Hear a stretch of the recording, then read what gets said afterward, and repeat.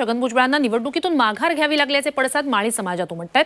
भाजपनं एकाही माळी समाजाच्या उमेदवाराला संधी दिली नाहीये। भाजपला माधवम फॉर्म्युलाचा विसर पडलाय असा आरोप माळी विकास मिशननं केलाय। नाशिक आहे, बुलढाणा आहे, अमरावती आहे, अमरावती राखीव आहे, वर्धा आहे, नगर आहे, नाशिक, पुन्हा जळगावमधले 40 मतदारसंघ आहे किंवा धुळे आहे, त्या ठिकाणी आमची लोकसंख्या मजबूत आहे। तिथं आम्हाला अपेक्षा होती, खास करून भाजप या पक्षाकडून अपेक्षा होती, कारण देवेंद्रजी यांनी सांगितलं होतं की ओबीसी आमचा DNA आहे। पण देवेंद्रना कदाचित माधव समीकरणाचा मुंडे साहेबाचा विसर पडला असावा। त्यांनी ध आणि व पूर्ण केलं, पण हा माळी समाज विसरलेले आहेत। त्यांनी एकही तिकीट दिलेलं नाही, म्हणजे त्यांना आमची मतं नको आहेत का? आम्ही ओबीसीमध्ये मोडत नाही का?